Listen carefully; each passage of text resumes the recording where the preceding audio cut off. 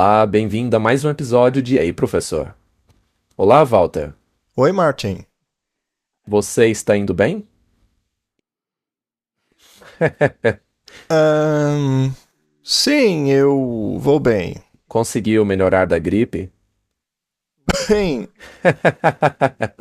como você pode ver, eu ainda estou bastante rouco. Mas dá pro gasto. Tem que engolir o sapo, Walter. Eu estou tentando, mas ele não quer ir embora.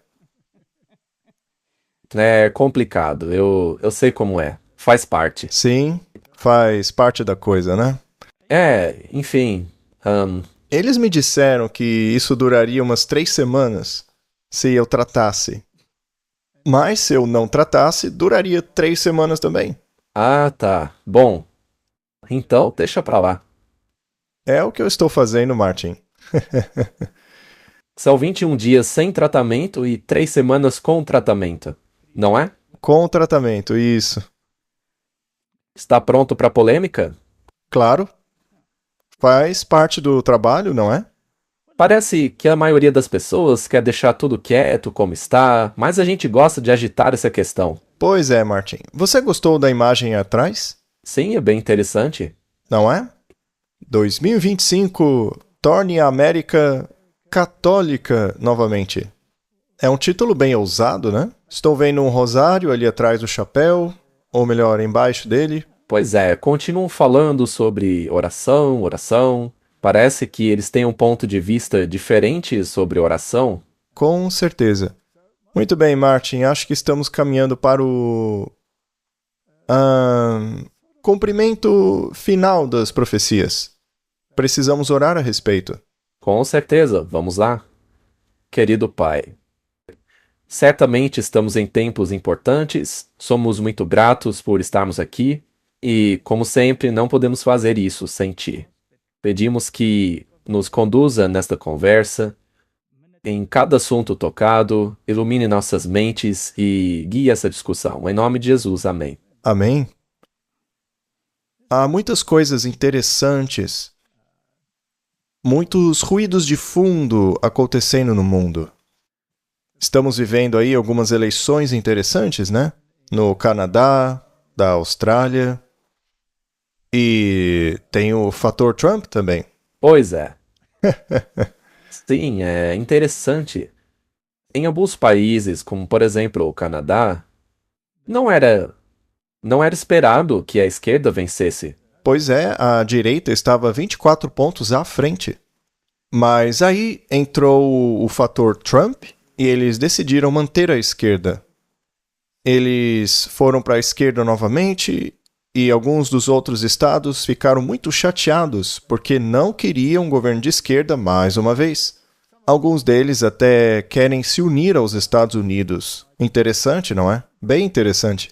O Trump vem falando sobre o 51º estado o tempo todo. Talvez aos poucos ele consiga, pedacinho por pedacinho, né?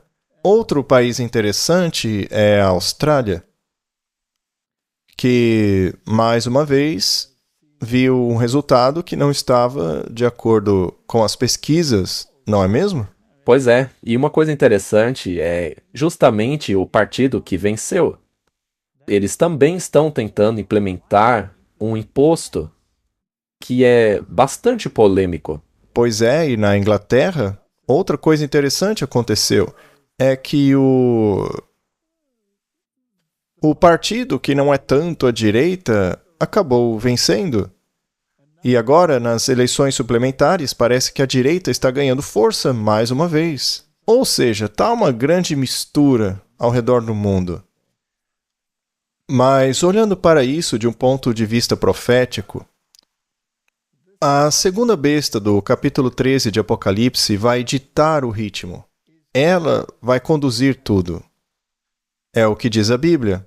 Não há dúvidas de que a segunda besta são os Estados Unidos da América. Não pode ser outro país. Simplesmente não há outra interpretação que encaixe. É uma questão de tempo, o resto vai seguir os Estados Unidos. Então, a turbulência que estamos vendo agora é, na verdade, a tentativa de ganhar ascendência para que essa implementação se torne uma possibilidade. Então, toda essa situação é muito interessante. Mas a questão é que os Estados Unidos vai ditar o ritmo. E como ele tem ditado, hein? Sim, e ainda temos o cenário do Rei do Norte e do Rei do Sul. E sabemos que eles se sentaram à mesma mesa, então o Rei do Norte virá com carruagens e com a economia e com navios, o que você quiser, para derrotar o Rei do Sul. E sabemos que o Rei do Norte é, sem sombra de dúvida, o sistema papal. Ele quer recuperar tudo aquilo que perdeu. O ferimento que recebeu será totalmente curado. E isso está acontecendo nos Estados Unidos, não é mesmo? Veja, basta lembrar do primeiro presidente católico americano, o John Kennedy. Houve um grande debate na época, porque ele foi o primeiro presidente católico americano. Então, houve um grande alvoroço naquela época. Mas o Kennedy, ele acabou, na verdade, distanciando a igreja do Estado. Mas a Bíblia diz que a segunda besta, os Estados Unidos, agirá em nome da primeira besta, que é o catolicismo. E, portanto, devemos esperar uma ascensão do catolicismo naquele país, porém, meio que infiltrado no protestantismo. O protestantismo vai acabar trazendo o catolicismo. Isso está ou não está acontecendo nos Estados Unidos agora? Ora, é claro que está. Basta ver a popularidade do catolicismo atualmente, está crescendo muito, muito mesmo. E por que isso está acontecendo? Porque as pessoas perderam de vista a doutrina. Isso é verdade. A questão em jogo no mundo hoje não é mais doutrina. A regra do jogo hoje é reforma social. É exatamente isso que está acontecendo. Por favor, explique melhor para a gente. É o que está acontecendo. Então, o debate na época da reforma protestante era puramente doutrinário. Qual era a posição de Cristo? Como funciona a salvação? Os dois sistemas sendo completamente opostos um ao outro, catolicismo e protestantismo. Mas aí, essa questão da doutrina e como nos relacionamos à Bíblia e qual é o papel da Bíblia, porque o protestantismo sempre disse que a Bíblia é o ponto central. Sola Escritura. As Escrituras são o nosso guia, o nosso farol, a nossa luz. É a Bíblia que aponta a direção. Já o catolicismo diz que não. É a tradição que define a estrutura para a interpretação da Bíblia, e não a Bíblia que estabelece a estrutura para interpretar a tradição. Então isso é colocar a carroça na frente dos bois. E, doutrinariamente, os dois jamais poderiam concordar. É impossível. Pois um lado aceita a expiação como caminho para a salvação, já o outro lado rejeita a expiação como caminho da salvação. Sendo assim, as duas nunca vão concordar. Portanto, a solução para esse problema, ao longo do tempo, foi aumentar a agitação social, o caos, para que as questões que hoje afligem a humanidade não sejam mais baseadas em doutrina religiosa, mas sim em questões sociais. Como pobreza. Sim, pobreza, distanciamento entre ricos e pobres, divisões ideológicas. Antigamente, os partidos políticos eram meio próximos uns dos outros nessas questões, mas agora estão muito distantes, a ponto de quererem ir para a guerra um contra o outro e explodir o seu próximo em pedacinhos. Então, como você combate os cataclismos sociais? Como combater esse declínio da sociedade? Como combater a degeneração da humanidade? Como resolver as questões morais? Bem, a resposta está em um sistema que já tinha essas coisas sob controle. Ou seja, o catolicismo. durante a Idade Média? Havia um homem que tinha tudo isso sob controle, o Papa. Então, como foi que a autoridade suprema da Bíblia acabou sendo completamente ignorada? Como isso aconteceu? Bom, primeiro, você tinha que criar uma divisão, criar diferentes interpretações bíblicas. Então, tinha-se o protestantismo e o catolicismo. O protestantismo, desde o início, nunca foi realmente unido. Não. Ele até tinha aspectos de unidade, mas nunca foi coeso. O calvinismo permaneceu calvinismo. Pois é, desde o início, nunca houve uma unidade entre eles. Sempre foi fragmentado. E essa fragmentação foi aumentando, aumentando. E à medida que as pessoas estudavam a Bíblia, como já dissemos aqui outras vezes, essa unidade nunca aconteceu. Pelo contrário, as denominações se multiplicaram muitíssimo. Você então começou com um punhado de pessoas, como os luteranos na Alemanha. Aí surgiram os calvinistas lá na Suíça. Depois surgiu lá o grupo protestante na Escócia, por meio de John Knox, que introduziu sua doutrina. Aí veio a igreja da Inglaterra, e mesmo a igreja da Inglaterra era unida com o Estado. Porque esse era o pensamento da Idade Média, não é? Então, essa unidade entre igreja e Estado foi rompida pela Revolução Francesa. Tivemos a queda dos reis. Os reis foram aparentemente expulsos, e quando eram mantidos, era apenas um papel cerimonial. Aham. Como hoje. Sim, mas se você olhar nos bastidores, eles ainda têm poder dentro das sociedades secretas. A realeza, na verdade, lidera muitas das sociedades secretas. Se você pegar os grandes mestres do rito escocês, ou mesmo da Inglaterra, onde quer que seja, a realeza está muito bem representada nessa questão. Então eles aparentemente foram para a clandestinidade. A democracia tomou lugar. E a democracia multiplicou os sistemas. Assim, eventualmente, as igrejas continuaram se dividindo e se separando em questões diferentes. E aí surgiram milhares de denominações, todas dizendo se apegar à Bíblia. Bom, mas como essas igrejas acabaram se afastando da Bíblia, da lâmpada para os nossos pés, que é a palavra de Deus? A tua palavra é a verdade. Como elas se afastaram da Bíblia? Bom, isso foi acontecendo aos poucos. Você coloca ênfase em... Você usa a ciência, por exemplo. Primeiro você começa negando o Gênesis. Você transforma o Gênesis numa mitologia.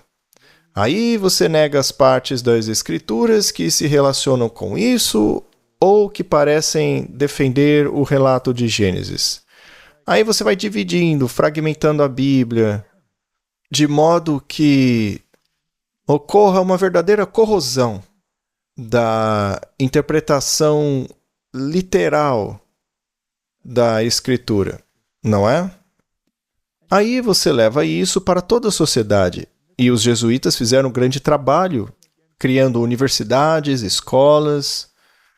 Eles secularizaram a sociedade, a desviaram das Escrituras, fazendo com que elas não fossem mais a norma suprema da verdade. Foi uma grande jogada e levou alguns séculos para ser realizada. Então, Martin, eles mudaram o sistema religioso de um sistema baseado na Bíblia para uma religião emocional, na qual a norma é o espírito, o sentimento e não a palavra. Eles tiraram a autoridade de uma coisa para pôr na outra. Isso. Agora, os seus sentimentos, a sua emoção dita a sua religião. E isso te prepara completamente para o movimento ecumênico. Agora as pessoas estão prontinhas para reunir todo mundo, porque a doutrina já está fora do jogo. Agora o que manda são as questões sociais. e não mais o que diz a palavra de Deus. É isso mesmo. Então o Papa Francisco e todos os papas anteriores disseram: vamos nos unir, todos acreditamos em Jesus. Todos acreditamos que quando morremos vamos para o céu ou para o inferno. E já que é assim, o resto a gente deixa de lado. Não vamos prestar atenção nas outras doutrinas. Vamos focar no social, na sociedade. Afinal, todos queremos moralidade. Todo mundo quer esses ideais. Então, esqueçam a doutrina e vamos focar nessas coisas. Vamos pôr de lado os nossos conflitos. Foi assim que começou. E foi isso que devolveu a popularidade ao catolicismo. Correto. E agora que o mundo chegou em um ponto em que precisa novamente ser conduzido para a moralidade, qual seria a base para essa moralidade? Seria a Bíblia? Não. Com certeza não. Não, porque a Bíblia só causa problemas. Sim, é verdade. Não é mesmo? É como disse Tony Palmer. É Deus que vai... Ele vai resolver as doutrinas quando todos chegarmos no céu. Ora, eu me pergunto então, por que Deus teria dado todas essas doutrinas em um livro se fosse para a gente ignorá-las? Não faz o menor sentido. Mas é o que eles falam. Ah, deixa para depois as doutrinas. Vamos focar na questão social. E para tal, precisamos de uma liderança forte. Qual é a igreja mais forte? Não é o catolicismo? Sim, Sua influência não está aumentando em todos os lugares? com certeza. E a quem as pessoas olham para obter orientação? O Papa? Você lembra do John Kerry, que disse que o Papa era o líder moral do mundo? Sim, mas ele precisa de alguma influência. E como recuperar esta influência? Bem, é aí que entra a segunda besta. Durante anos, temos dito aqui que a segunda besta, os Estados Unidos, implementará o Papa, suas doutrinas, suas normas e a sua moralidade mais uma vez. É um sistema espetacular, não é? Ele atrai todos com seu misticismo. E os objetivos e metas para ajudar a humanidade a retornar à moralidade parecem muito nobres. Pois é. Eles não estão nem aí que, para isso, a Bíblia deva ser enterrada junto com ela a centralidade de Cristo. E a outra coisa importante é que os primeiros reformadores, assim como a Igreja Católica, acreditavam firmemente que a Igreja e o Estado tinham que estar unidos. Afinal, qual é o sentido de ter um sistema de moralidade se ele não é implementado pelo Estado? É necessária a polícia para garantir que a moralidade seja implementada. Afinal, é para o bem de todos. É para o bem comum. Sim, mas a pessoa deve ser capaz de tomar uma decisão pessoal de aceitar a salvação. Isso de acordo com a Bíblia. Exato. Você deve conseguir tomar uma decisão pessoal de entrar em harmonia com os princípios bíblicos, os 10 mandamentos. É um convite que a Bíblia faz para entrar em harmonia com os princípios dela. Agora, nós sabemos que os padrões e normas morais católicos não estão baseados nas Escrituras, mas no que eles chamam de lei natural, e não na Bíblia. O problema é que eles fazem parecer serem iguais. É. Mas não são iguais. Não é a mesma coisa. É apenas parecido. Eles alteraram os 10 mandamentos de maneira que esses novos 10 mandamentos reflitam as necessidades da sociedade e não mais as exigências de Deus. Isso faz sentido. É exatamente o que eles fizeram. Eu sou o Senhor teu Deus, que te tirou do Egito. Não terás outros deuses diante de mim. Esta divindade é muito específica. Aquela que tirou o povo do Egito. Este é o Deus verdadeiro. Não terás outros deuses além de mim. Mas além de quem? Hoje pode ser um Deus genérico. Exatamente da maneira como eles colocam hoje, pode ser qualquer divindade. Sim, porque excluíram isso. Então, pode ser qualquer divindade genérica. Mas nos 10 mandamentos originais, o Deus a quem devemos servir é muito específico. Ele é o legislador. Qual? Aquele que tirou os israelitas do Egito. Esse é o Deus verdadeiro. Aquele que no Sinai falou e escreveu a sua lei com o dedo nas tábuas de pedra. O Deus que criou tudo. É esse aí mesmo. É esse que devemos servir. Não terá outros deuses além de mim. Agora, como fazer com que todo mundo aceite uma lei dessas, Martin? Só tem um jeito. Tira essa frase aí para que você possa inserir qualquer divindade. É uma boa ideia, não é? Aí serve qualquer deus. Eles querem que a pessoa sirva à comunidade ou sirva a Deus? A comunidade. Muito bem. E para deixar ainda pior, vamos dizer que todas as religiões têm o mesmo Deus. Ora, era assim no Antigo Testamento? Todas as nações tinham o mesmo Deus? Claro que não. Por acaso o Paulo não definiu isso? Sim, Ele não disse que o que os gentios oferecem aos demônios? sim. Eles ofertam aos demônios. E Deus não quer que sejamos parceiros ou participantes da mesa do diabo. Então, de acordo com a Bíblia, as divindades não são todas iguais. Com certeza não. E considere o Elias, que teve uma experiência lá no Monte Carmelo. Martin, será que essa filosofia do Deus único funciona em uma sociedade com visão de mundo ecumênica? Jamais. Cria um problema. Um grande problema. E quem está criando esse problema para eles? Deus? É. Segundo eles. Segundo a Bíblia, Deus é o problema para eles. Porque a Bíblia é específica que o único Deus é aquele que tirou Israel do Egito, mais nenhum outro. Só que isso cria um grande problema. Não pode ser tão específico assim. Do contrário, você não consegue encaixar os deuses hindus. Também não consegue encaixar a divindade islâmica. Também não consegue inserir os deuses indígenas, dos xamãs. Então, o Deus da Bíblia tem que tornar-se genérico para que se insira os outros deuses. E você consegue isso abandonando doutrinas e focando em questões sociais. Pobreza, fome, conflito entre religiões. E, aliás, o que está causando esses conflitos?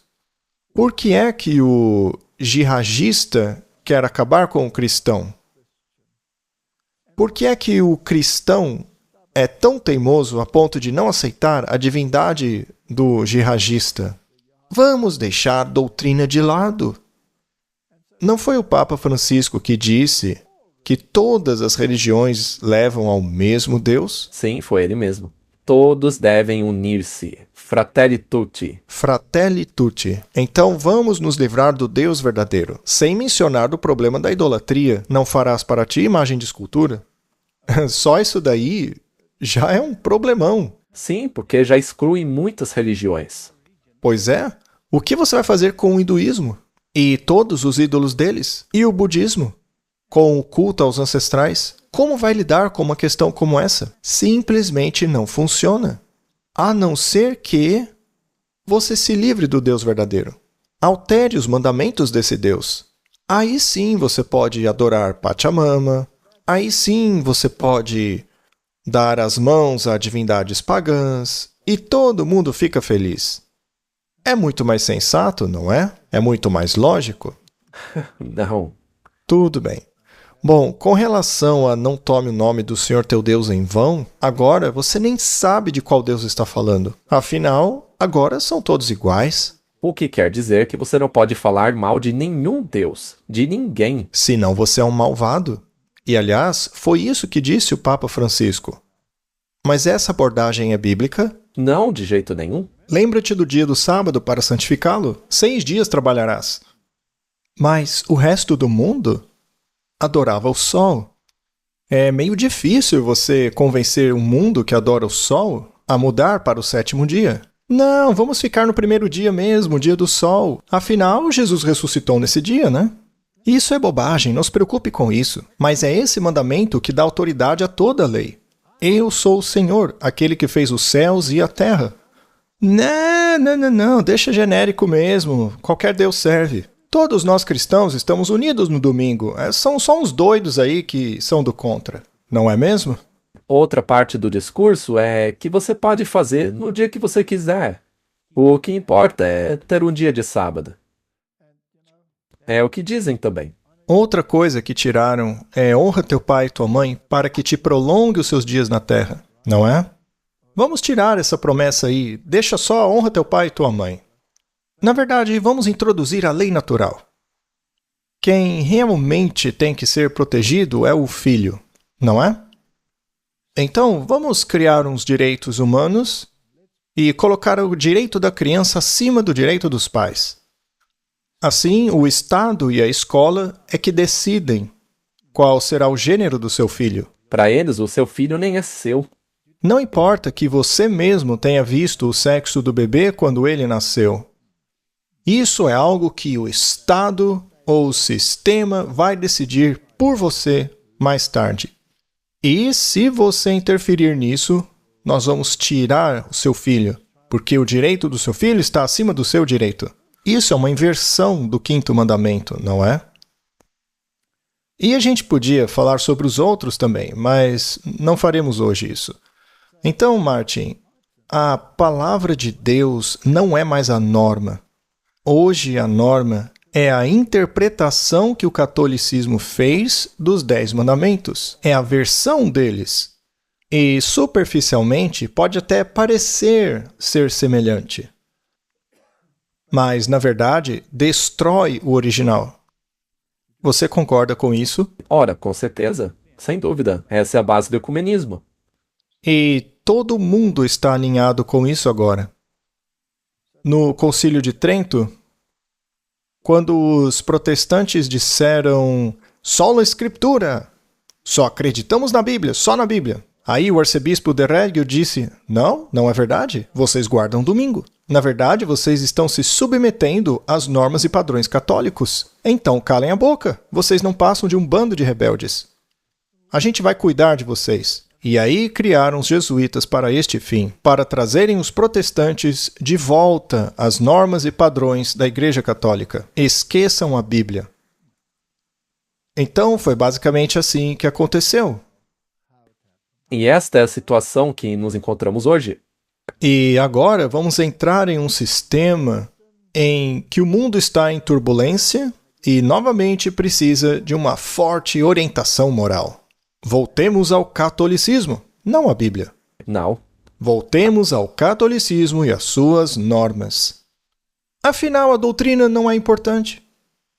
Mas sim, a sociedade, o bem comum, as necessidades da sociedade são importantes.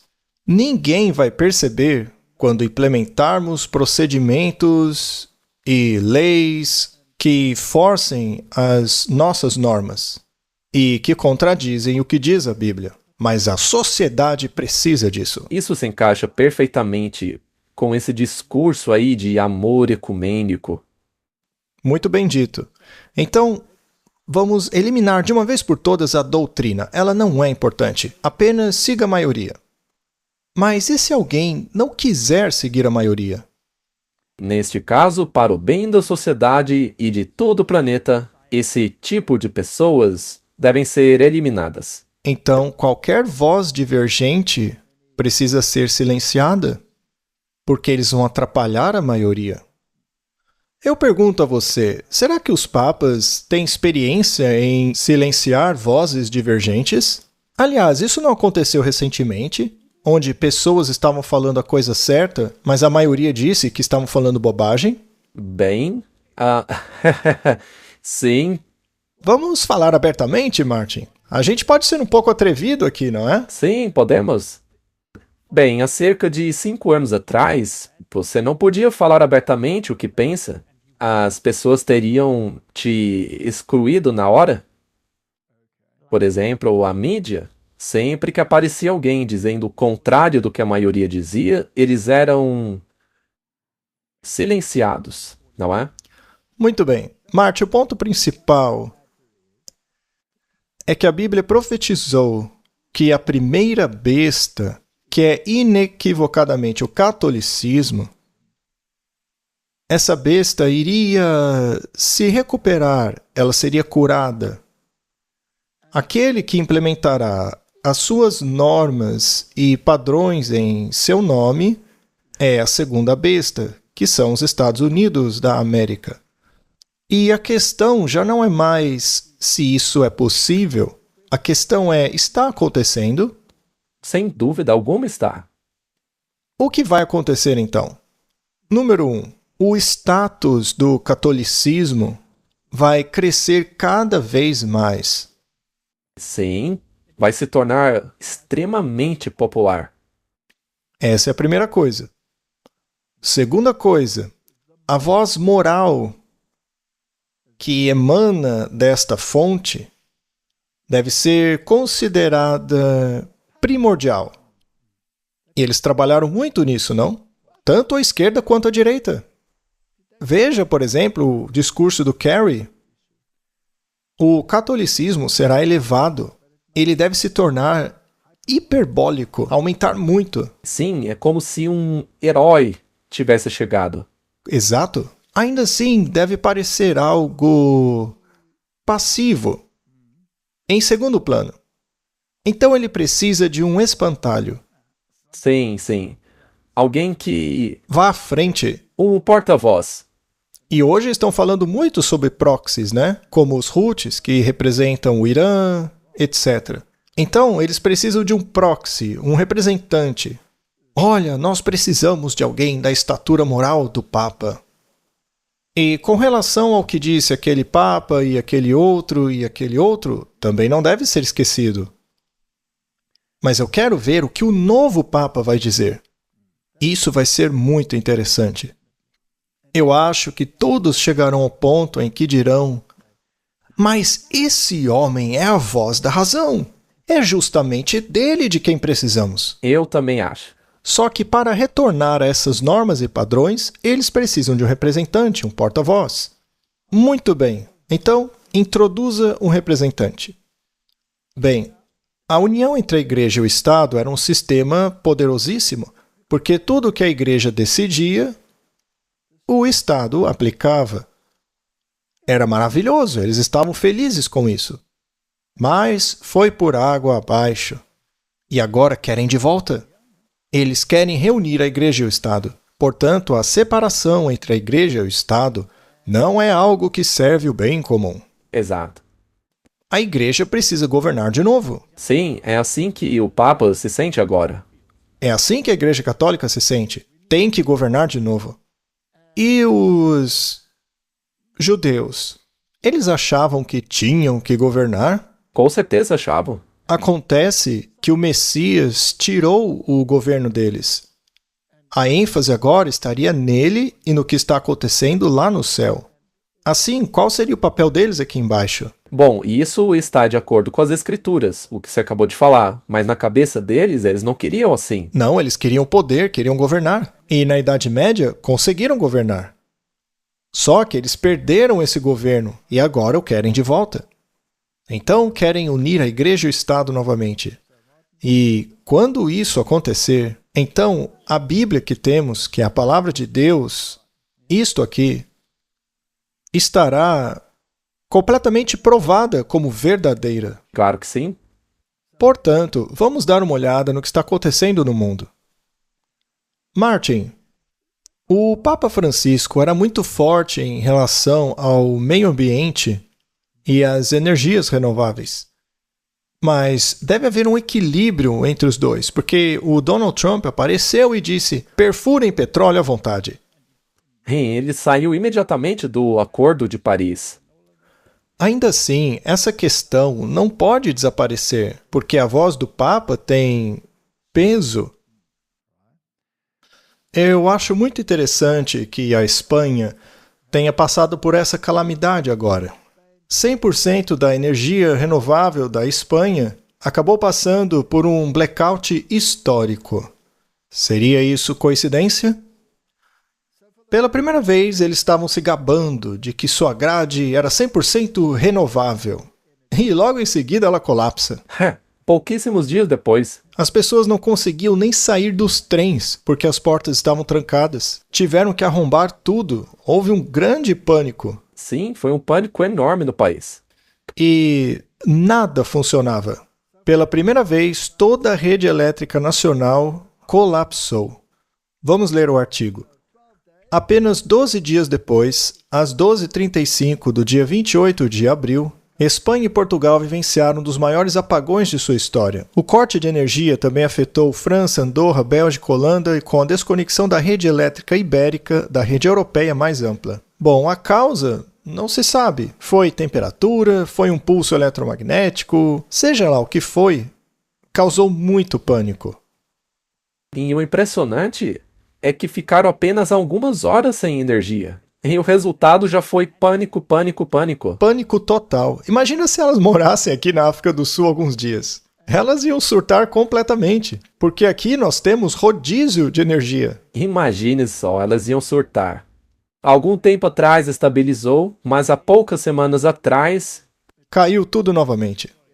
Se você já dirigiu em Joanesburgo, na África do Sul, e acha que pode depender de semáforos ligados, esqueça a ideia. Bem, aqui nós estamos totalmente acostumados com esse tipo de coisa. A gente até sorri quando vê isso acontecendo. Só que a questão é maior do que essa. É apenas parte do caos que precisa ser resolvido. E a solução do problema precisará vir com uma grande ênfase religiosa. Mas, veja, tudo isso aí está acontecendo e o Trump é contra isso daí. Isso aí acaba o exaltando. Sim, o Trump ganha pontos com isso aí. Vamos voltar um pouco para o dia 25 de março.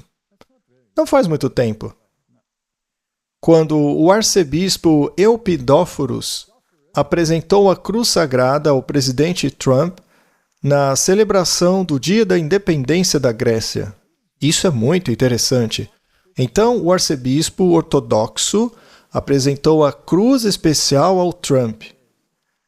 E ele comparou a liderança do presidente à do imperador Constantino o Grande.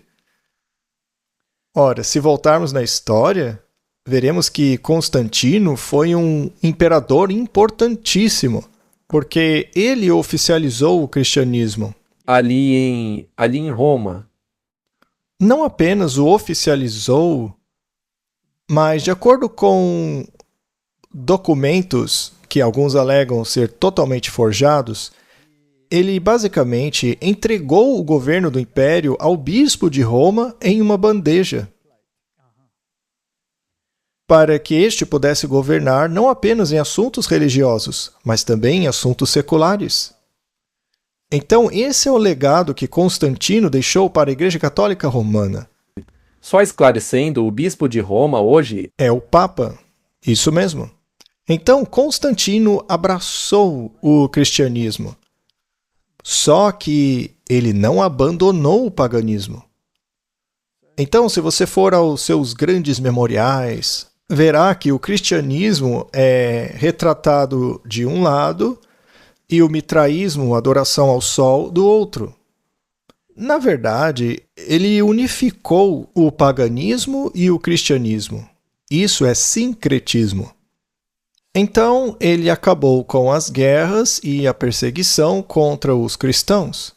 Mas isso não significa que os cristãos foram vitoriosos. O que aconteceu foi que ambos se uniram. O que na verdade é muito pior, porque é perigoso. Unir-se aos pagãos é muito perigoso. O sincretismo é um veneno que é muito bem aceitável. Sim, é um engano. Enfim, o Donald Trump foi comparado ao Constantino. Na verdade, isso me deixa muito feliz. É verdade, porque isso significa que o que a Bíblia predisse está acontecendo. É a mesma coisa. O arcebispo fez isso lembrando a visão que o governante romano teve da cruz como símbolo da vitória divina. Ao entregar a cruz, o arcebispo Eupidóforos fez referência à famosa visão do imperador. Esta cruz é o próprio símbolo que levou Constantino à vitória, como Jesus lhe revelou. O presidente Trump, visivelmente emocionado, aceitou o presente com gratidão e reconheceu seu profundo significado. Então, Martin, qual foi o resultado do que Constantino fez? Ele elevou a posição do bispo de Roma, do Papa, acima de todos os outros bispos cristãos do mundo inteiro. Ele estabeleceu o papado como consequência disso.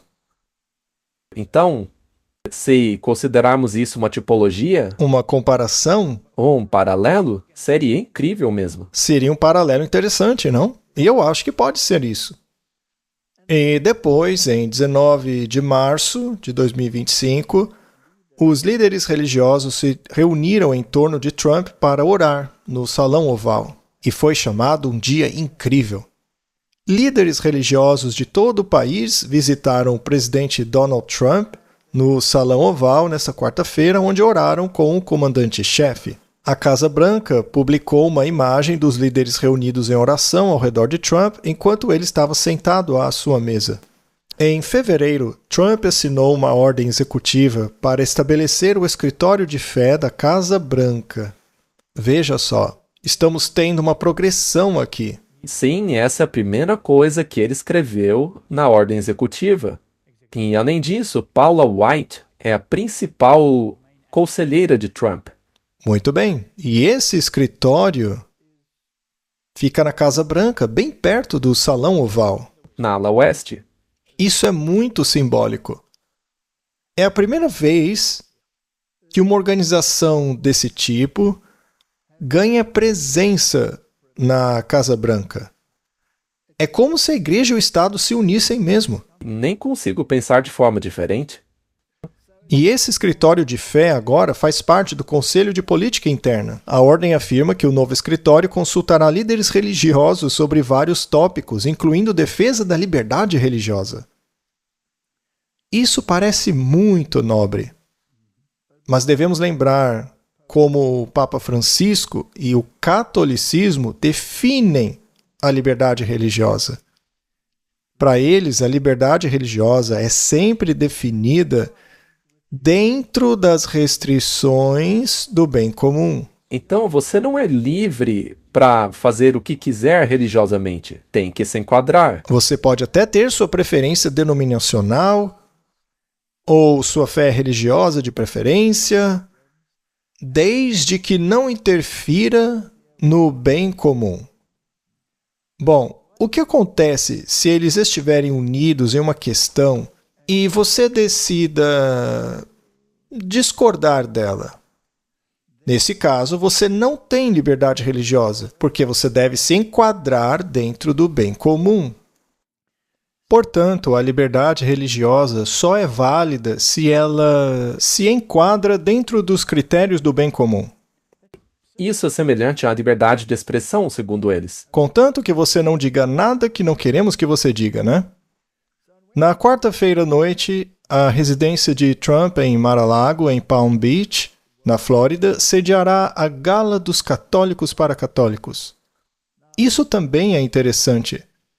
Aqui você tem essa organização baseada na fé, bem dentro da Casa Branca. E a Paula White, que é evangélica, estava lá. Mas agora você tem um dia especial só para católicos. E na residência do Trump. Exato. Os palestrantes do evento incluirão o general aposentado do Exército dos Estados Unidos, Michael Flynn, e o veterano consultor político Roger Stone. Aqui temos o site deles.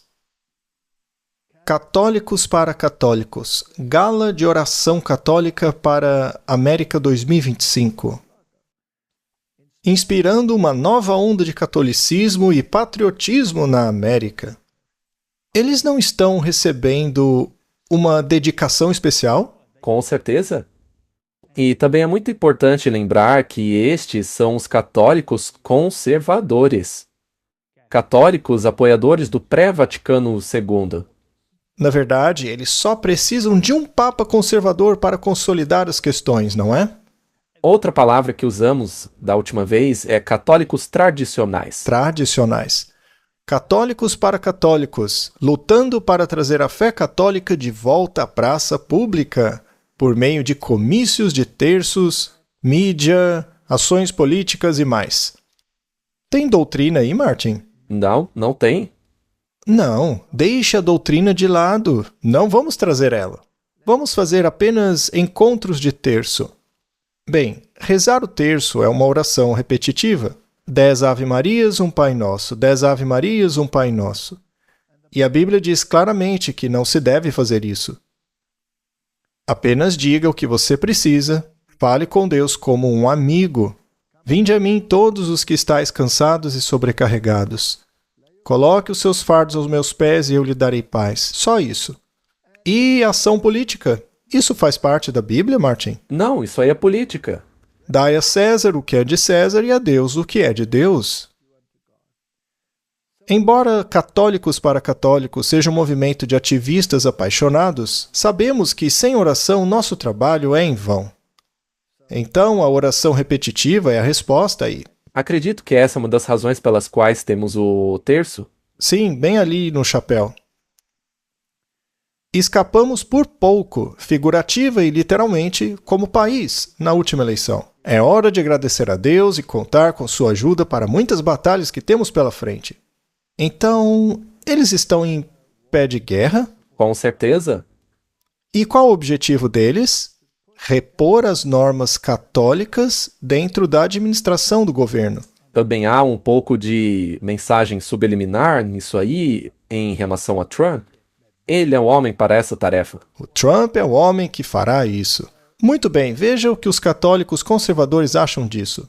Não é possível ver nesta foto, mas o evento tinha mais de 100 padres. Esta é a imagem de Nossa Senhora de Fátima que foi doada não apenas para Donald Trump, mas para toda a sua família. Era uma imagem muito bonita de Nossa Senhora de Fátima, de uma qualidade muito boa. E o bispo Strickland rezou uma linda oração, abençoando-o, aspergindo com água benta. Acho que algumas pessoas viram essa imagem e pensaram, mais uma velha celebração no meio do jantar, mas não é isso. Esta é a bênção da estátua de Nossa Senhora de Fátima como presente para a família Trump. O bispo Strickland rezou em particular para que esta bela imagem da Santíssima Mãe fosse uma bússola que os guiaria até Jesus, para que ela dissesse a eles, façam tudo o que ele, Jesus, lhe disser para fazer. Martin, o que acabamos de ver aí não vai contra o segundo mandamento? Claro que é, eles estão pedindo bênção a uma estátua. Não vai contra o segundo mandamento? Claro, isso é proibido. Você ouviu um pio dos protestantes? Não, Nem o pio? nenhum. Tá bom, então. E isso aí é bíblico? Claro que não. Claro que não. Claro que não. Bom, todo o sistema que vimos aí é puro paganismo. Se você olhar para Pachamama, qual é a diferença disso? É a mesma coisa. Não faz diferença se é uma coisa ou outra. Bom, eu não vou entrar em mariologia aqui, não é o meu objetivo hoje. Estamos apenas observando onde as coisas estão caminhando. Isso aí não é bíblico. Não se baseia no que diz a palavra de Deus. Baseia-se puramente na tradição católica. E é interessante que a Sky News tenha dito que o Trump está atuando com todas as suas ordens executivas e tudo mais como se fosse um rei, não um presidente. Isso é verdade? Então, Martin, a Constituição proíbe a união entre a Igreja e o Estado, embora hoje argumentem que não. Ora, mas se isso fosse verdade, a Constituição deveria começar com eu, o rei, ao invés de nós, o povo. O Trump está assumindo o controle, está fazendo do jeito dele. Mas ele vai fazer isso em nome de alguém. Ah, sim. Não se engane quanto a isso. E o que ele fez neste Dia Nacional de Oração? Trump cria a Comissão de Liberdade Religiosa no primeiro Dia Nacional de Oração. Esse artigo foi publicado no dia 1º de maio. O presidente diz que sua administração está trazendo a religião de volta ao seu país. Centenas de líderes religiosos representando diversas origens religiosas, incluindo cristãos, judeus, muçulmanos, hindus e outros, compareceram ao evento no Rose Garden, realizado a poucos passos do Salão Oval. O evento contou com momentos de reflexão, com orações conduzidas por figuras religiosas preeminentes, incluindo uma oração hindu pela paz e uma invocação cristã, ecoando a abordagem multirreligiosa vista em celebrações anteriores. Isso é o Fratelli Tutti. Eu queria perguntar isso. Por acaso isso é diferente do que o Papa fez o tempo todo? Não, é justamente o que ele propagou. Isso não nega o primeiro mandamento? Sim. Nega, não é? Mas serve ao propósito da humanidade de um ponto de vista humano, mas não do ponto de vista divino.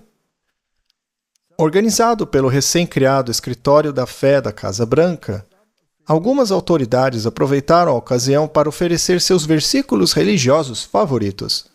A ordem executiva que cria a Comissão de Liberdade Religiosa se junta a outras ordens com foco em religião assinadas nos últimos 3 meses, incluindo uma que aborda o preconceito anticristão e outra que visa o aumento do antissemitismo em faculdades e universidades em todo o país. Algumas dessas universidades estão sendo pressionadas para cumprir essas ordens executivas. Então, talvez, os seus privilégios fiscais acabem sendo removidos? O financiamento será retirado? Bem, então, será que estamos vendo medidas de guerra econômica tomadas para impor uma ideologia específica? Claro que sim. E é impressionante como tudo bate com o que a Bíblia previu. Tá, vamos nos certificar de que as pessoas não nos entendam mal. Por acaso achamos o antissemitismo aceitável? Claro que não. Não. Será que achamos o preconceito anticristão aceitável? Claro que não. Com certeza não. Será que achamos que temos que eliminar os muçulmanos do mundo? Não. Não. Será que achamos que os hindus devem ser invadidos e removidos de sua terra? Não. Claro que não. E isso tem que ficar bem claro. Não somos anticristãos, não somos antissemitas, não somos anti-hindus, não somos antipaganismo em nenhum outro sentido além do doutrinário. Ok? Será que Deus quer alcançar toda a humanidade? Claro que quer. Cada tribo, nação, povo e língua, independentemente do que acreditam. Se há apenas um Deus e uma verdade, então é natural que ele chame a todos para essa verdade. E é claro que é uma decisão sua, é seu livre-arbítrio aceitar ou não. Esse é o ponto crucial, é o mais importante. Então nós nunca vamos recorrer a armas ou espadas? Só a Bíblia. Somente a Bíblia. Somente a Bíblia. Essa é a nossa espada, é o que a Bíblia diz. Portanto, nesta configuração aí, sabemos que isso viola o primeiro mandamento. E eu tenho que tomar uma decisão. Com qual lado eu vou seguir? E também, por que todas essas organizações religiosas estão se reunindo em solidariedade? Como isso é possível? Veja, acho que um problema que pode acontecer quando as pessoas dizem mas você é contra isso. Veja, não há nada de errado em falar com outras religiões, ter amigos de outras religiões, mas quando a questão é unir-se a elas de maneira oficial... Veja, ao afirmar que todas as religiões levam a Deus, eu não estarei assim contrariando o que diz a Bíblia? Pois Jesus disse que só há um caminho para Deus, e esse caminho é o próprio Jesus. Agora, e esses cristãos aí? Que padrão esses cristãos estão adotando? O padrão papal ou o padrão bíblico? Se você nega o que diz a Bíblia e coloca a doutrina de lado, então é o papal. Fratelli Tutti. Eles estão adotando o padrão papal e não o bíblico. Vamos continuar. O que o Donald Trump disse sobre isso? Traremos a religião de volta ao nosso país e faremos isso de forma rápida e incisiva. Porque para a América ser uma grande nação, temos que ser uma nação debaixo de Deus. Uma frase da qual a esquerda gostaria de se livrar. Mas, Ben Carson, não vamos deixar isso acontecer, certo? Tornaremos a América rica e saudável novamente. E por que não religiosa novamente, não é? É por isso que estamos aqui, certo, Dan Patrick? Este grupo religioso trabalhará diretamente na Casa Branca. E isso nunca foi feito antes, nunca foi permitido. Isso porque dizem existir uma separação entre a igreja e o Estado. Mas eu disse, olha, vamos esquecer isso um pouco. Sério mesmo, separação entre igreja e Estado? Isso é bom ou ruim? Eu não tenho certeza. Mas tendo essa separação ou não, vocês estão na Casa Branca, aonde deveriam estar. Vocês estão aqui representando o nosso país. Vamos trazer a religião de volta para a nação. E isso é muito importante. Criei um escritório religioso histórico aqui na Casa Branca. Esse escritório se sairá muito bem. Eu já vejo muita gente indo e voltando, e isso é bom. Queremos defender todas as crenças e sua liberdade religiosa nesse país e no exterior. Eu sempre quis que eles tivessem esse escritório. Isso nunca aconteceu antes. Religiosos autorizados a entrar na Casa Branca. Certamente seremos processados porque vão dizer: e a separação entre igreja e Estado? Isso não pode ser feito. Mas não se preocupe, nós vamos ganhar o processo mesmo assim. No fim, a justiça sempre está do nosso lado. Às vezes acontece de colocarem uma juíza ruim, no caso, mas no final, a gente sempre ganha, não é, Pam? Assinei uma ordem executiva para combater o antissemitismo, isso é muito importante. É algo grande. Também criei uma força-tarefa no Departamento de Justiça. E, Dan, você vai se envolver nisso para erradicar o preconceito e o anticristianismo. Isso é novidade. Não pode haver preconceito anticristão. Em poucos instantes, também assinarei uma ordem executiva criando uma comissão presidencial sobre liberdade religiosa. E é por isso que estamos aqui. O presidente desta comissão será o vice-governador do Texas, Dan Patrick. Levante-se, Dan. Ele é um cara muito legal. Ele é um político fabuloso. É um político incrível. E, além disso, é um homem muito religioso também. Muito obrigado, Dan. E também agradeço ao Dr. Ben Carson. Não preciso falar muito sobre ele, né? Ele dispensa apresentações. Sabe, o Ben Carson está comigo desde o início. Ele disputou a eleição comigo, lembram-se? Você se importa se eu contar a história, Ben? O Ben Carson disputava a eleição contra mim e ele foi muito bem. Ele estava subindo na pesquisa, mas depois de uns 3 ou 4 debates, ele olhou para mim e disse: olha, você sabe que vai ganhar, né? E vai ganhar por muito. Isso foi em 2016. E eu disse: como assim? O que quer dizer, Ben? Você ainda está no jogo? Está fazendo uma boa campanha? Ainda tem uma chance. Tudo bem que ele estava ficando para trás. Bem atrás, na verdade. Mas ele disse: você vai vencer. Ninguém aqui pode te vencer. E você sabe por quê? Porque Deus está com você. Muito obrigado, Ben, disse eu. E depois ele disse isso de novo na igreja. Ele me parou e disse: você se lembra que eu falei que Deus estava contigo? Nunca houve um presidente que invocou mais o nome de Jesus do que o senhor. Nunca um presidente disse: sim, eu amo Jesus, mas também amo pessoas de todos os tipos. Seu coração está com cada americano, e o senhor está provando isso hoje. Tenho orgulho de representá-lo como presidente. Tenho orgulho de ter o Ben Carson como vice-presidente e todos os membros desse comitê. Nós serviremos o povo e, o mais importante, serviremos a Deus. Muito obrigado. Sob a liderança do presidente Donald Trump, a fé não será deixada de lado. Ele foi trazido de volta para onde sempre pertenceu, o centro. Traremos a religião de volta ao nosso país. E vamos torná-la cada vez mais forte do que nunca. Muito obrigado a todos. Martin, temos agora essa Comissão para a Liberdade Religiosa. O presidente dessa comissão é Dan Patrick. Acho que ele é o vice-governador do Texas, não é? Ele é uma figura política muito preeminente. E, obviamente, ele é um evangélico que está muito empolgado para que isso aconteça. E é muito interessante que o vice-presidente desta comissão seja um adventista. Bom, depende de como você vai definir essa liberdade religiosa. Se essa liberdade religiosa for definida como para servir ao bem comum, então o próximo passo desta comissão está bem ali no projeto 2025. Trata-se da implementação da lei dominical. Inicialmente, talvez até haja espaço para outras interpretações, mas de acordo com o documento, o dia oficial será o domingo.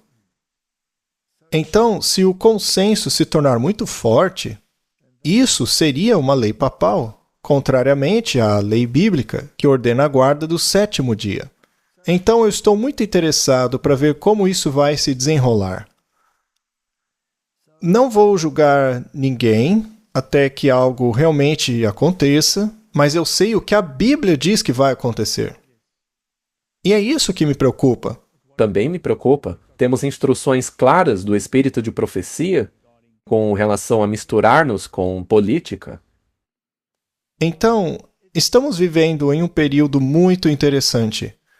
Você consegue ver como a religião foi sistematicamente introduzida no governo? Ele até mesmo admitiu aí no vídeo que essa união entre igreja e Estado traria problemas com a justiça, mas ele afirmou que venceria essa disputa. Ou seja, vamos jogar pela janela essa ideia de separação entre igreja e Estado. Sim, ele disse, esqueçam isso. E isso é o cumprimento da profecia. Agora, veja o que ele disse também. Como sinal de respeito à memória da sua santidade, o Papa Francisco, pela autoridade que me foi conferida como presidente dos Estados Unidos pela Constituição e pelas leis dos Estados Unidos da América, por meio deste decreto, ordeno que a bandeira dos Estados Unidos seja hasteada a meio mastro na Casa Branca e em todos os edifícios e terrenos públicos. Bom, isso daí, antes de mais nada, não é reconhecer a autoridade do bispo de Roma?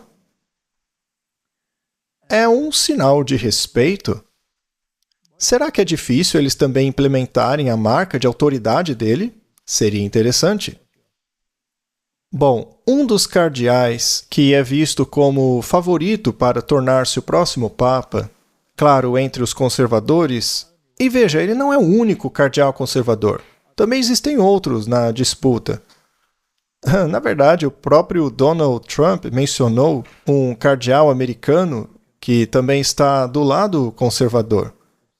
Há vários deles que podem estar na disputa.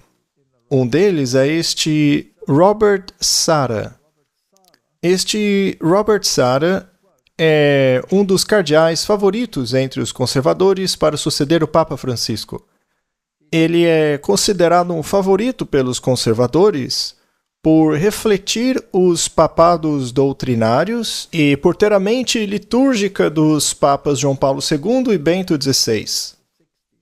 Então, eles querem ater-se ao ritual católico ditado pela tradição.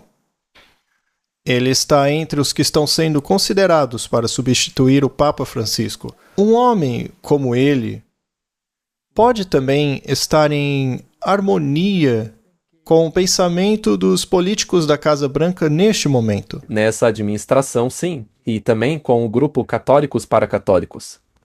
E isso é muito interessante.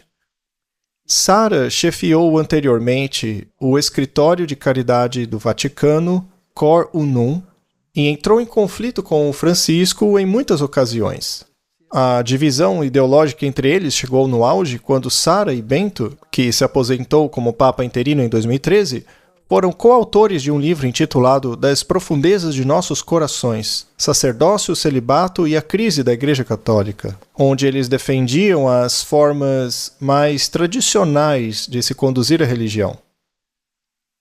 Vance, um dos últimos dignatários a se encontrar com Francisco no domingo de Páscoa antes de sua morte, fez referência ao Papa João Paulo II, ideologicamente mais semelhante a Sara, em recentes discursos públicos. Então parece haver um distanciamento do lado liberal na direção do lado conservador. E Martin, isto seria a cura da ferida. Com certeza. Também não seria uma cura caso eles elejam um Papa literal? Na verdade, não importa se o Papa eleito seja liberal ou conservador. Ou moderado, que seria um meio termo, né? O que vai curar a ferida do papado é a união entre a Igreja e o Estado, e as normas e os padrões da Igreja sendo implementados por lei. Isso mesmo. É isso que vai curar a ferida. Porque isso é legislar a moralidade católica em favor do papado, ainda que seja contra a Bíblia. Isso curaria a ferida. Mas o catolicismo sempre argumentou que o sistema em vigor durante a Idade Média, no qual, pela tradição, a autoridade do Papa era aceita sem questionamento, bem, eles querem isso de volta. Eles querem de volta os rituais que mantinham as pessoas presas na ignorância. Exatamente. Eles querem as pessoas na ignorância hoje também. Eles querem que elas se concentrem em rituais ao invés da palavra. Verdade. Eu estava pensando agora mesmo. Você acabou de dizer que é necessário que alguém que ocupe a posição de Papa agora seja alguém popular. Bom, o Papa Francisco começou muito popular, mas ao longo do tempo, e a gente já falou sobre isso aqui antes, embora ele tenha dito certas coisas que eram liberais, ele nunca mudou a doutrina católica. Não, ela permaneceu idêntica. Mesmo o Concílio Vaticano II não revogou nenhuma doutrina católica. É como disse o bispo Schneider, não podem fazer isso porque são doutrinas ex-cátedra, são infalíveis. Bem, só essa doutrina da infalibilidade papal já deveria fazer os protestantes ficarem de cabelo em pé. Os faria ter um ataque nervoso, de tão revoltados com essa doutrina. Mas os protestantes hoje não dão um pio contra isso. Na verdade, eles apoiam essa doutrina, porque eles querem que a moralidade volte. Hoje os protestantes querem uma autoridade terrena também, porque isso seria a implementação terrena do seu poder. Eles não se importam mais com o reino de Deus. O que eles querem é estabelecer um reino terrestre, achando que Jesus está olhando para ele e dizendo: muito bem, meus soldados do reino terrestre, vocês estão mantendo todos na linha, sob o meu controle e meu nome, mesmo que tudo isso seja contra a Bíblia. Antes de continuarmos, ao olharmos para o bispo Sara, Cardeal Sara. Ah, sim, desculpe. No episódio anterior que fizemos, mencionamos o Papa Negro. Bom, explique pra gente. Algumas pessoas ficaram confusas achando que era uma questão racial, mas não tem nada a ver com isso. É só a roupa que usam. O Papa Negro é o chefe da Ordem dos Jesuítas. E ele também reside em Roma. E é o poder por trás do trono. Ele é o general do exército. É ele quem implementa no terreno o que se deseja alcançar. Ele garante que o objetivo seja cumprido. Se infiltrou em todas as sociedades políticas. Esse é o Papa Negro. Não tem nada a ver com a cor da pele dele, mas com a vestimenta que ele usa. E você tem o Papa Branco, que é aquele a quem eles juram lealdade. Mas eles estão tão unidos em seu trabalho e, de novo, o objetivo deles é o ultramontanismo, ou seja, todo o poder em apenas um homem. É isso que eles querem implementar.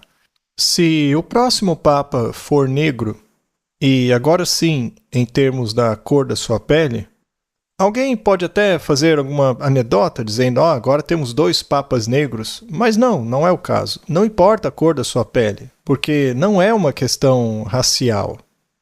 Trata-se de um sistema religioso que é implementado. Isso pode parecer irônico, mas também pode ser subliminar. Com certeza, e até mesmo é um pouco profético. Sim, nos termos em que o Trump publicou uma imagem de si mesmo como Papa, né? Em sua rede social. E houve um grande alvoroço. Mas muita gente gostou disso, não é? Sim, milhares. Bom, na minha opinião, acho que provavelmente foi uma brincadeira. Mas ainda assim pode ser algo profético. Não que ele vá se tornar um Papa, não é isso. Mas no sentido de que ele fará o que o Papa quer. Com certeza. Veja, ele estará atuando, ainda que ele não seja o Papa, mas fazendo tudo o que o Papa quer. Tudo o que ele quer. Ele estará agindo como se fosse o Papa.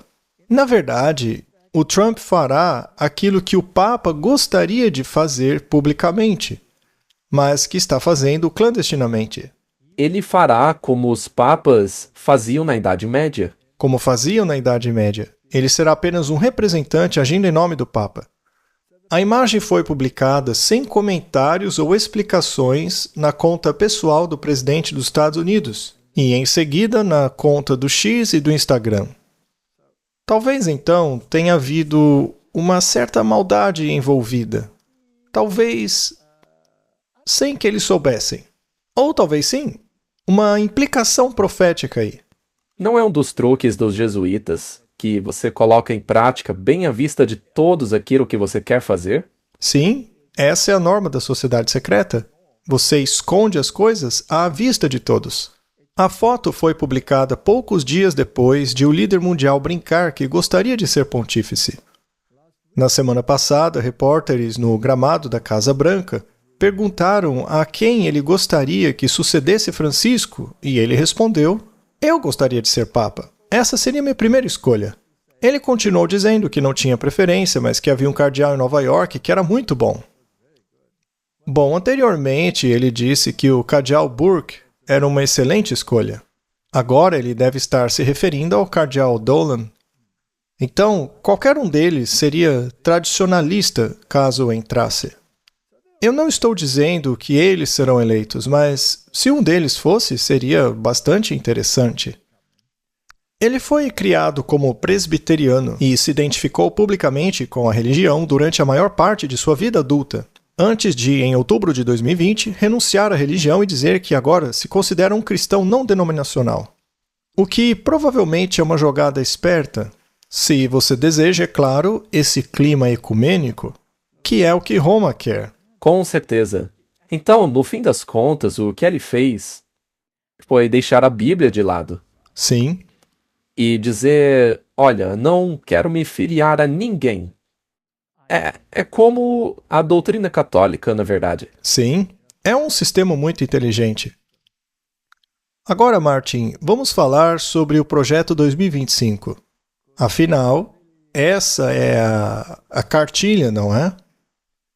Este artigo aqui foi publicado no dia 20 de março e tem a ver com o Departamento de Educação, que criou muitas ideias liberais que eles querem eliminar agora.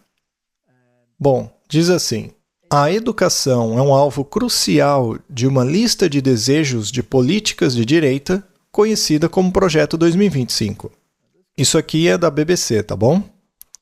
Um documento de 900 páginas pede maior liberdade de escolha escolar, essencialmente subsidiando escolas religiosas e privadas com verbas públicas, o que também foi objeto de um decreto executivo inicial de Trump. Muito bem. Apesar de o Trump ter aparentemente se distanciado do Projeto 2025, ele está, na verdade, implementando-o. Com certeza. Mesmo tendo se distanciado. Exato. Na verdade, é um jogo de palavras. Ele fala que se distancia, mas o gabinete todo dele está super ocupado em implementar esse projeto. Então, na fachada, ele pessoalmente não está envolvido diretamente nisso, mas todos os seus funcionários estão. É como a Igreja Católica se distanciando da maçonaria, ao mesmo tempo em que os seus membros mais importantes são maçons. Embora Trump tenha se distanciado do projeto 2025, ele nomeou vários de seus autores para ocupar cargos governamentais importantes. E muitos de seus decretos executivos iniciais seguem de perto as propostas descritas no documento. Eles estão chamando isso de políticas. Então esse projeto agora é uma lista de desejos. Então o projeto foi de políticas para desejos. Mas não faz diferença nenhuma, porque basta você assinar uma ordem executiva e aquilo se torna uma regra. É claro, é por isso que eu disse que é um jogo de palavras. É um jogo de palavras. Isso levanta uma questão. Seria o projeto 2025 um projeto para tornar a América católica? É uma boa pergunta. Bom, esta pessoa aí está vestida como um jesuíta, uma túnica preta. Será então que ele está desempenhando um papel duplo? Não sabemos. Bom, a Sky News fez a seguinte pergunta: estaria Donald Trump seguindo o manual da direita? O que acontecerá depois? E aí eles citam algumas coisas que já foram implementadas. Vamos dar uma olhada. O que o projeto 2025 disse? O documento pedia que o presidente reduzisse as regulamentações e tornasse os funcionários federais mais fáceis de demitir. O que o Trump fez? Desde o dia em que retornou ao cargo, Trump instruiu seus aliados a perseguirem o chamado Estado Profundo, colocando agências federais, incluindo o FBI e o Departamento de Justiça, muito mais sob o controle presidencial. Então ele fez? O que mais o projeto diz? A imigração ilegal deve acabar, não ser mitigada. A fronteira fechada e não repriorizada. E o que ele fez? Prometeu deportações abrangentes e declarou estado de emergência nacional na fronteira do México. Ele acabou com o problema. Sim, 99,9%.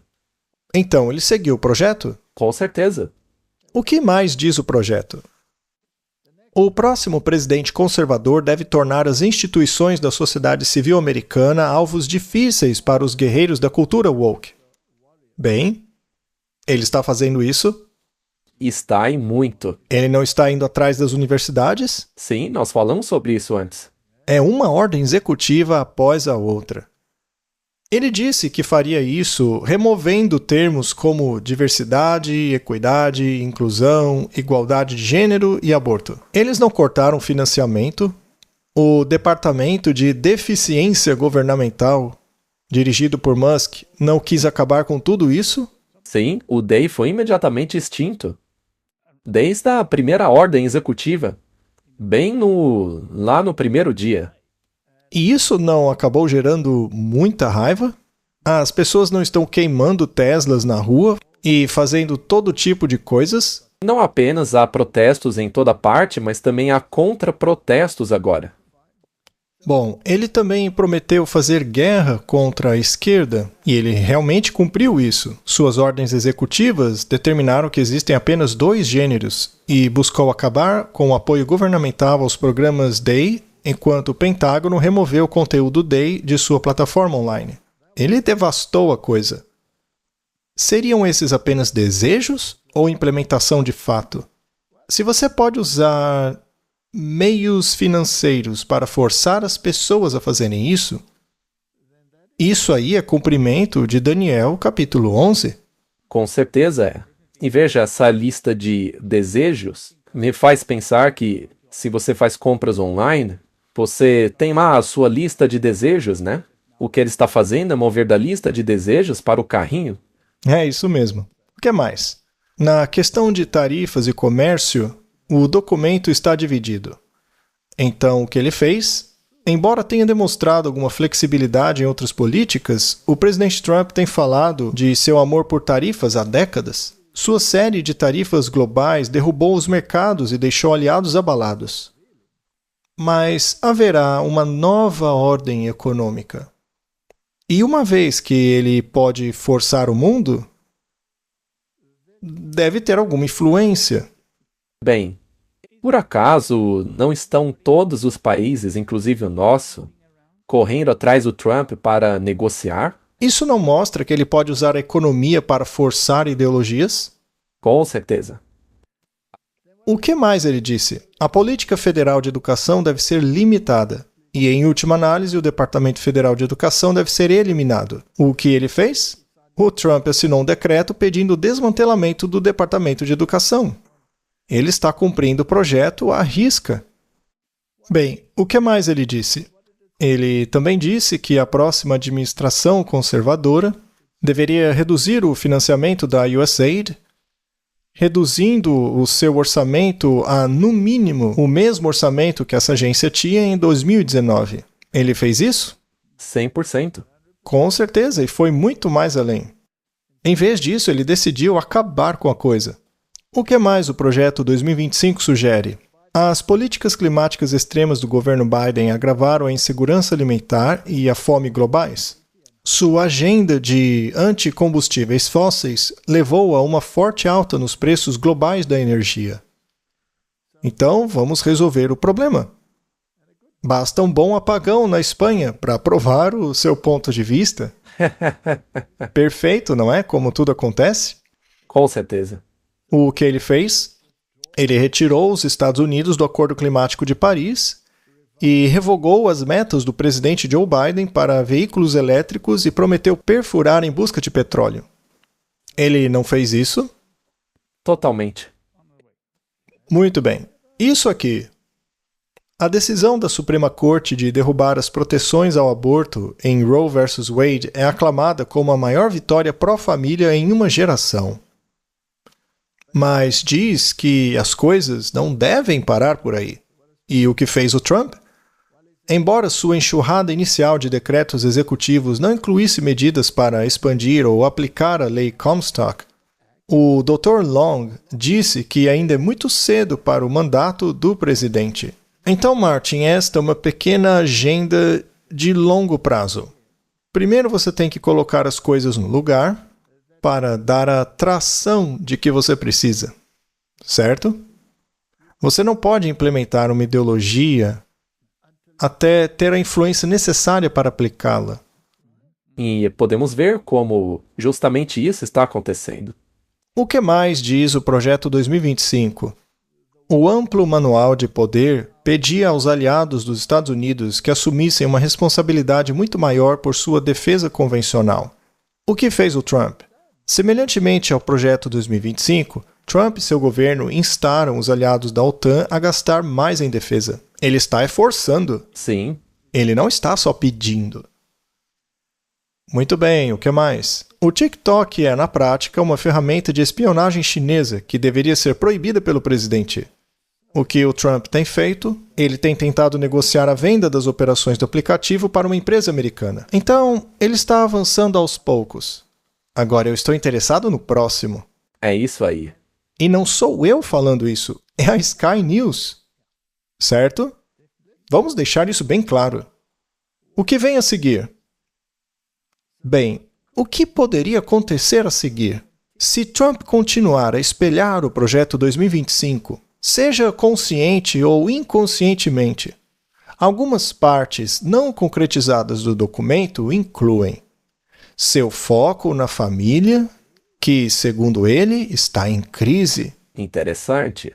E acrescenta: é hora de os formuladores de políticas elevarem a autoridade, a formação e a coesão familiar como sua principal prioridade e até mesmo usarem o poder do governo, inclusive por meio do Código Tributário, para restaurar a família americana, com um dos autores afirmando: toda ameaça à estabilidade familiar deve ser enfrentada.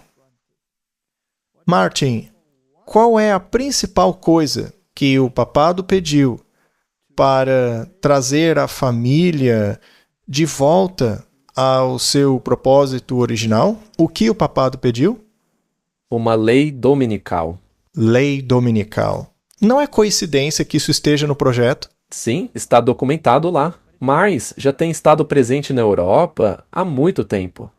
A Aliança Europeia pelo Domingo já promove isso há muito tempo. Mas uma vez que eles pedem isso, e a questão número 1, para restaurar a família e torná-la viável novamente, é o tempo comum de descanso e lazer, para passarmos juntos como uma família. Só que esse tempo de descanso tem que ser sincronizado, tem que ser um tempo comum. Então, como sincronizar esse tempo de descanso?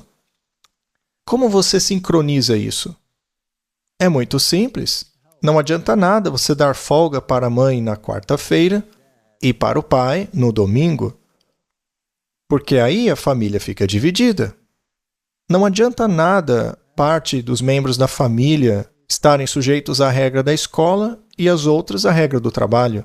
Isso não é um descanso sincronizado. Você tem que sincronizar. Deve haver apenas um dia de descanso para toda a família. Seria esse dia a quarta? Não, Talvez o sábado? não, Seria então o domingo? exatamente. De acordo com o projeto 2025, qual dia será escolhido? Domingo? Então, o argumento deles é sincronizar o descanso a fim de unir as famílias. Isto significa que qualquer outro dia, mesmo que inicialmente seja permitido em termos de liberdade religiosa, eventualmente deve dar lugar ao tempo de folga sincronizado. O que significa que apenas um dia da semana será permitido para o descanso. E isso para que a economia não sofra. É para o bem comum. O dia oficial de descanso será o domingo. Seria o próximo item da agenda? Olha, eu acho que é uma prioridade muito grande. Bem, a própria Sky News faz a pergunta. Eles também mencionam os outros pontos, mas esse aí é o primeiro. Essa é a pergunta que eles fizeram. O que vem a seguir? Por quê? Eu espero que eles estejam certos. Com certeza. E eles mesmos dizem que estamos em crise. Sim, E tudo aquilo que está em crise tem a prioridade. mas antes de implementar isso, você primeiro deve obter o impulsionamento, não apenas nos Estados Unidos, mas para garantir que seja feito em todo o mundo. O papado desempenhará um papel muito importante. E a Laudato Si e o Projeto 2025 dão um lugar de muito destaque a essa documentação.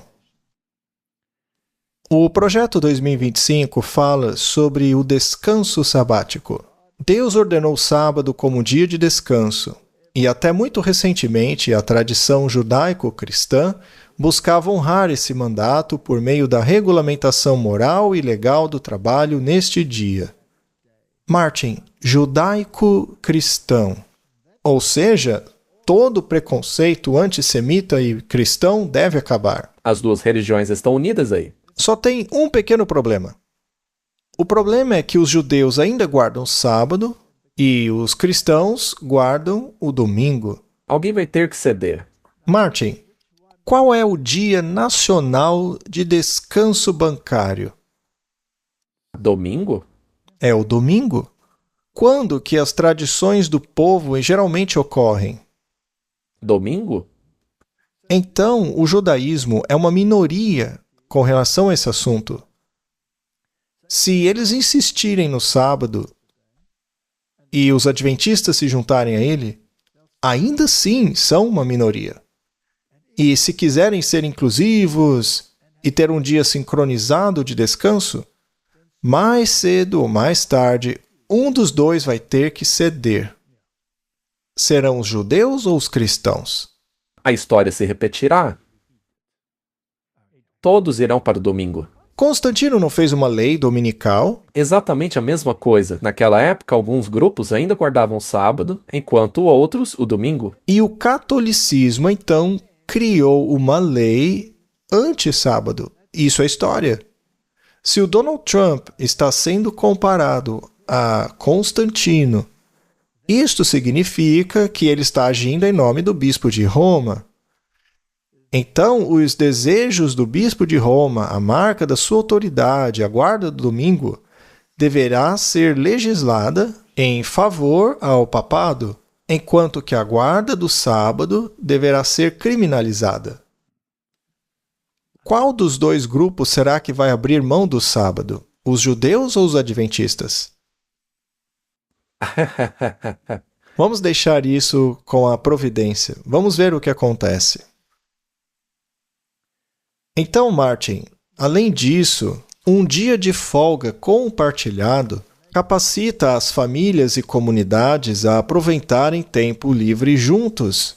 É por isso que o tempo de descanso tem que ser sincronizado.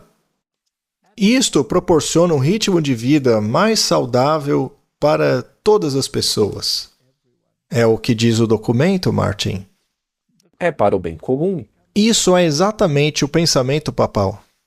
O Congresso deveria incentivar o descanso comunitário, alterando a lei de padrões trabalhistas justos para exigir que os trabalhadores recebam 1h30 pelas horas trabalhadas no sábado. Esse dia seria o domingo por padrão. Essa é a marca da besta.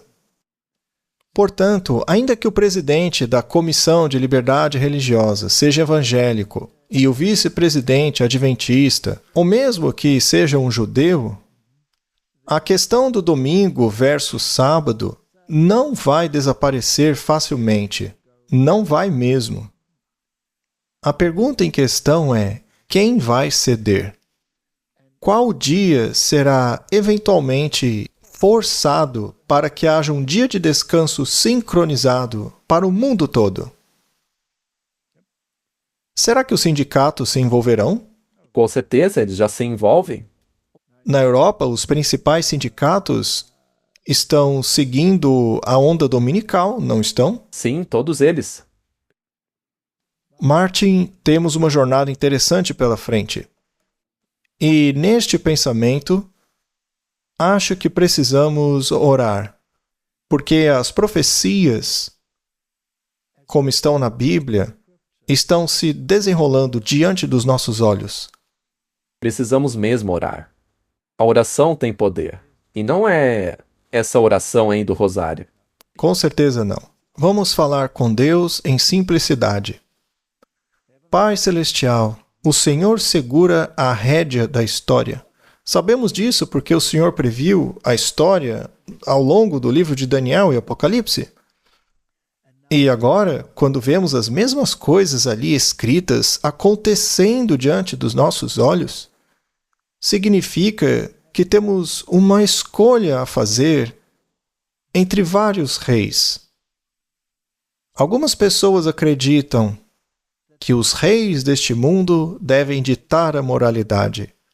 Já a Bíblia afirma que aqueles que não aceitarem a moralidade da tua palavra não te amam, porque quem ama Deus guarda os mandamentos de Deus. Aqueles que se dizem cristãos e não guardam seus mandamentos são mentirosos, é o que diz a Bíblia. Não queremos ser mentirosos, Pai. Queremos guardar os seus mandamentos e não tradições humanas que se disfarçam de bem comum.